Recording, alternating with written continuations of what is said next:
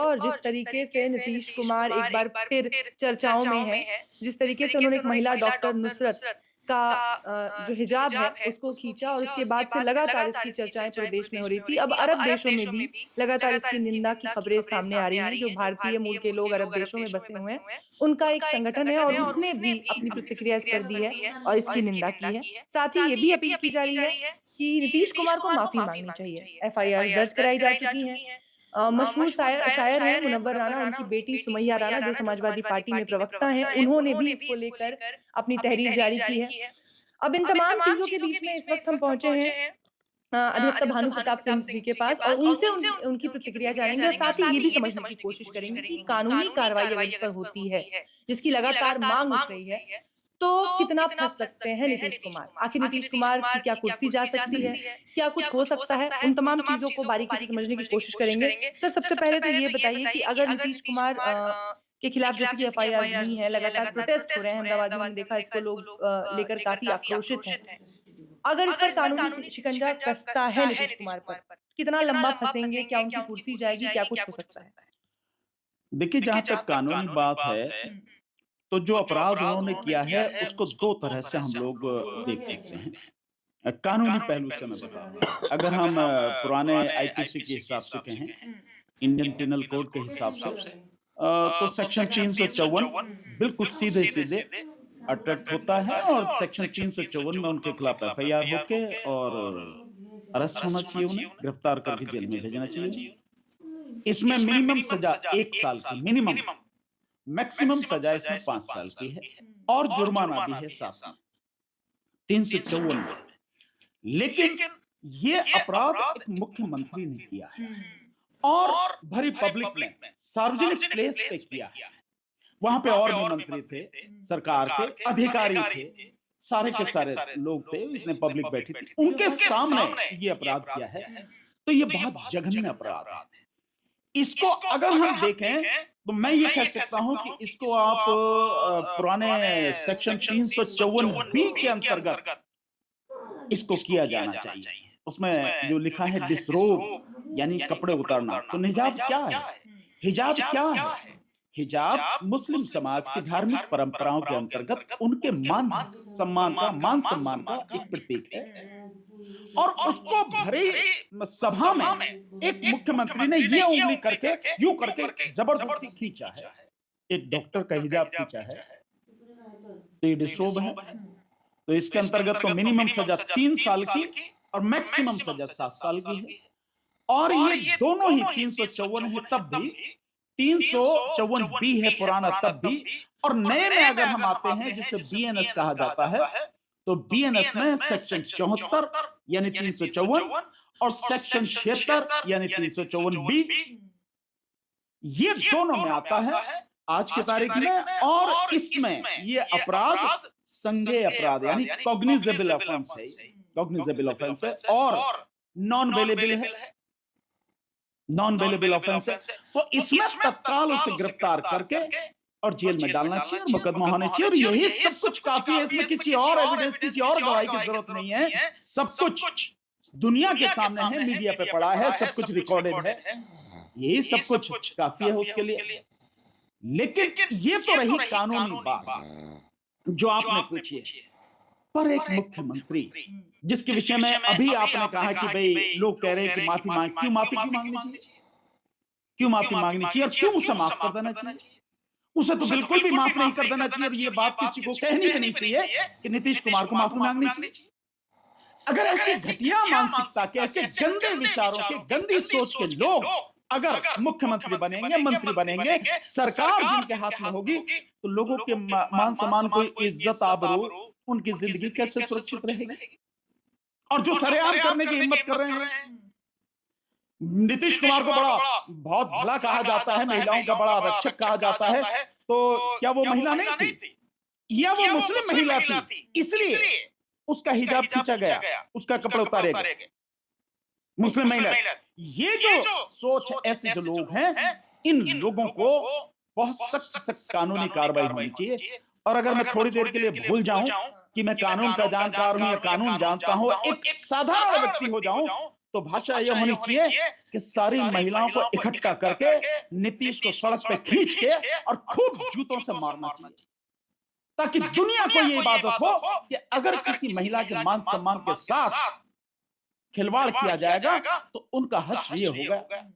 ये होना चाहिए मेरी नजर में तो। लेकिन सर आपको इस घटना में, आप इस घटना के पीछे तमाम अपनी राय रख रहे हैं, पर बहुत सारे ऐसे हमारे मीडिया में लोग हैं, पत्रकार हैं, एंकर्स हैं हमारे, चित्रा त्रिपाठी जैसे, जो कह रहे हैं कि इसके पीछे उन्हें एक पिता तुल्य व्यक्ति दिख रहा है, जो कि उन्हें बराबरी में लाने की कोशिश कर रहा है कि जब एक महिला ने इतनी मेहनत की है, तो वो अपना चेहरा तो कम से कम समाज को दिखाए गर्व से। नहीं, समाज को दिखाए गर्व से, वो उनकी अपनी सामाजिक और धार्मिक परंपरा है या नहीं है? अगर तुम्हें नंगे होना है तो तुम हो जाओ नंगे, कौन मना कर रहा है? लेकिन एक धर्म की, एक समाज की उनकी अपनी परंपरा है, उसका निर्वाह वो लोग कर रहे हैं। आपको किसी को या मुझे या किसी को भी क्या हक है कि भाई वो पिता तुल्य कहां से हो गया भाई? वो क्या उसका पिता है? नहीं है। तुल्य का मतलब क्या है? पिता तुल्य कहां है? अगर पिता तुल्य है तो उसे फिर सम्मान करना चाहिए कि मेरी बच्ची, मेरी बिटिया, मेरे सामाजिक और धार्मिक जो परंपराएं हैं उनका तरीके से निर्वाह कर रही है। फिर तो पिता का तो फर्ज ये होता है, पिता का फर्ज ये नहीं होता कि जबरदस्ती उतार दे। अगर पिता था तो उसे कहना चाहिए था कि इसको उतारो, जबरदस्ती क्यों उतार रहा? वो कह भी तो सकता था अगर पिता तुल्य है कि बेटा ये नकाब, ये हिजाब जो है इसको नहीं पहनो, अब आप डॉक्टर हैं, आप अब दुनिया में बहुत आगे बढ़ रहे हैं, इसकी आवश्यकता नहीं, इसे रखने की जरूरत, ये कह सकता था। अगर उसे ऐसे लग रहा था, उसने यूं उंगली करके यूं करके खींच लिया। ये कौन सा तरीका भाई? क्या पिता ऐसे करता है क्या? ऐसे अगर पिता करता है तो क्या पिता को भी माफ कर देना चाहिए? नहीं माफ कर देना चाहिए।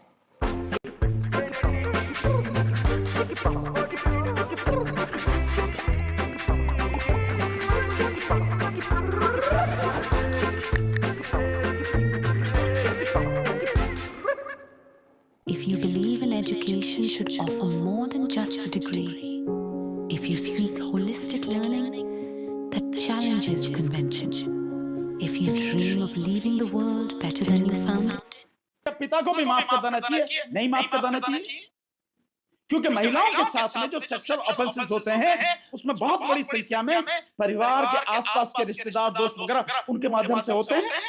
ये अपने आप में सिद्ध फैक्ट है पूरे देश में, पूरी दुनिया में।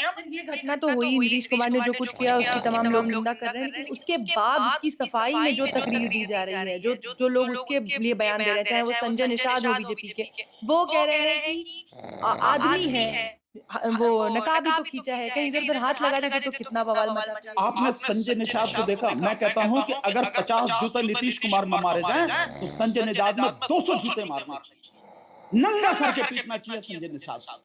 यही शब्द मेरे बोलना, नंगा करके पीटना चाहिए। आपने देखा है वो वीडियो, जिस तरह से वो पूछ रहा है और जिसकी रिकॉर्डिंग है, उसके चेहरे से, उसके शब्दों से कितनी वो घृणा, या यूं कहो कि कितनी गंदगी टपक रही, गंदगी टपक रही दिखने में, बोलने में। उसका चेहरा जब मुस्कुराता हुआ जो बोल रहा है, और जो वो शब्द वो बोले हैं, आपने बोले, मैं उन्हें बोलूंगा भी नहीं, जिस तरह से उसने बोले हैं, ऐसे व्यक्ति को जितनी सजा उसको दी जाए या जितनी सजा उसकी बनती है नीतीश कुमार की, उससे कहीं ज्यादा सजा इस संजय निषाद की बनती है। पर करें क्या? दोनों, एक बीजेपी से जुड़ा हुआ है, बीजेपी के साथ में गठबंधन में है, और एक बीजेपी में ही है, पहले उसकी अपनी पार्टी थी, या उसके साथ गठबंधन में ही। तो बीजेपी के साथ गंदगी के अलावा कुछ मिलेगा नहीं आपको। जो मिलेंगे इसी तरह के घिनौने चरित्र वाले, गंदी सोच वाले, महिलाओं के प्रति एक घिनौना विचार रखने वाले ऐसे लोग मिलेंगे। सारे के सारे हैं, लेकिन इनका इलाज करना चाहिए। मैं समझता हूँ जनता को इनका इलाज करना चाहिए, नहीं तो ऐसे लोग मंत्री बनेंगे, सरकार में रहेंगे, तो किसकी बहन बेटी सुरक्षित है? तो इसमें कोई दो राय नहीं है कि ये दोनों ही जो घटनाएं हैं, चाहे वो संजय निषाद की बयानबाजी हो, चाहे नीतीश कुमार ने जो कुछ किया, वो महिलाओं के विरोध में है और महिलाओं के लिए बहुत ज्यादा चिंताजनक है। लेकिन इसको ढकने की जिस तरीके से कोशिश की जा रही है, और इसको ढकने के मार्ग में आप देखेंगे कि बाबा साहेब अम्बेडकर को बीच में ला दिया गया है। उनको लाकर कहा जा रहा है कि चित्रा त्रिपाठी ट्वीट कर रही है बाकायदा, और वो कह रही है कि बाबा साहेब को पढ़िए कि उन्हें घूंघट से और बुर्के से महिलाओं की प्रगति में कितना बड़ा रोड़ा था, इस बात के वो कितने खिलाफ थे, अब उनको बीच में ले आया गया है। ये चित्रा त्रिपाठी जैसे जो है ना, जो लोग हैं जिन्होंने गुलामी की तमाम पराकाष्ठाएं पार कर दी, इस तरह के सारे एंकर जो हैं, बाबा साहब का नाम लेती है, अपनी जुबान से बाबा साहब को पढ़ा है, समझा है कभी, सोचा भी है बाबा साहब के विषय में? अगर बाबा साहब को पढ़ते तो जिस तरह से गुलामी कर रही है, जिस तरह से सरकार के सामने पूरी तरह से बिछे हुए हो तुम लोग, और सरकार की मतलब एक प्रवक्ता के रूप में काम कर रहे हो, ये मीडिया का काम नहीं है, सफाई दे रही है। इसी से पता लगता है कि न केवल ये पूरी तरह से गुलाम है, बल्कि दलाल भी बन चुके हैं उन लोगों के जो अपराधी, वो सारे लोग जो लोग नीतीश कुमार की इस घिनौनी हरकत को और संजय निषाद की इस घिनौनी हरकत को प्रोटेक्ट कर रहे हैं, उसको संरक्षण दे रहे हैं या उसके पक्ष में खड़े हैं, ये सारे के सारे लोग भी इसी अपराध के अपराधी हैं।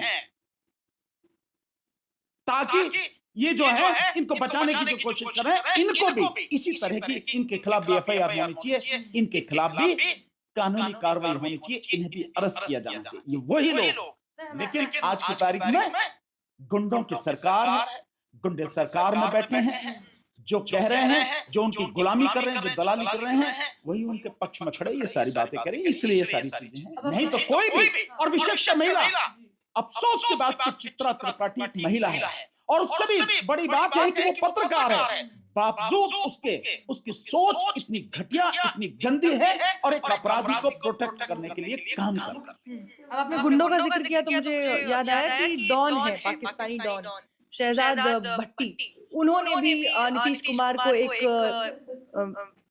धमकी भरा वीडियो जारी किया है, जिसमें वो कहते हैं कि एक इतने बड़े पद पर, उच्च पद पर बैठा हुआ व्यक्ति इस तरीके की हरकत करता है, एक महिला की, एक बच्ची का जब वो नकाब उतारने की कोशिश करता है, तो अभी भी समय है, माफी मांग ले, नहीं तो बाद में ये नहीं ना कहें कि हमने चेतावनी नहीं दी थी। इस तरीके की धमकियां आ रही है नीतीश कुमार को, और साथ ही सबसे उसके धमकियां आ रही है, और उनको बचाने के लिए सबसे पहले जेडीयू जो है वो तैयार है, उनके अल्पसंख्यक मिनिस्टर जो है जमा खान, वो कह रहे हैं कि उनकी हिम्मत नहीं है कि नीतीश कुमार को हाथ लगा दे, अफवाह है सब।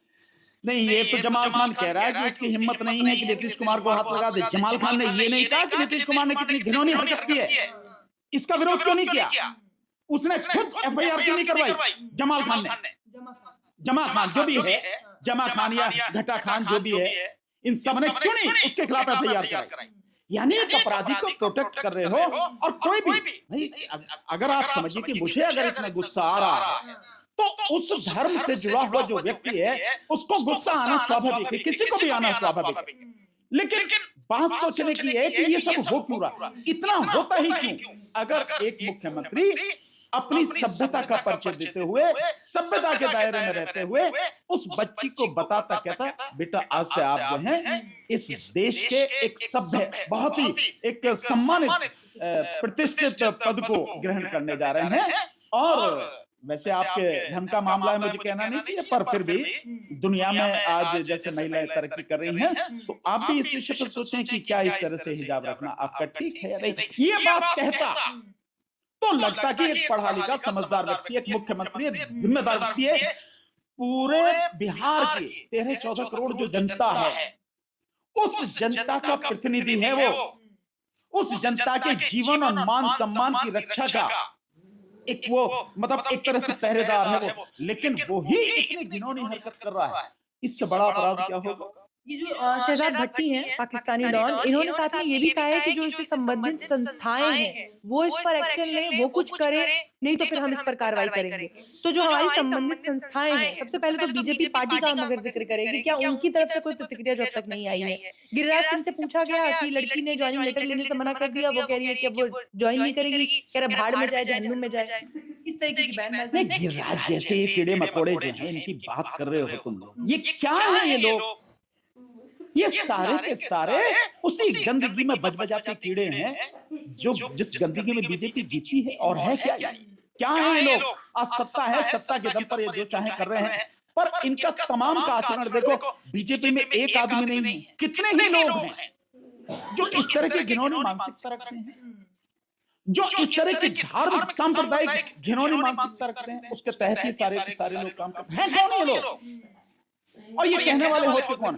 होना तो ये चाहिए था, अगर एक पार्टी है तो उसे खुद नीतीश कुमार को ये काम नहीं करना चाहिए था, और अगर उसने कर दिया तो उसका नैतिक दायित्व ये था कि भाई मैंने जाने अनजाने जो भी हुई है, मेरे से ये बहुत गलत हरकत हो गई, मैं इस पद पर रहने के काबिल नहीं हूं, मैं इस्तीफा दूं। सबसे पहला तो ये होना चाहिए।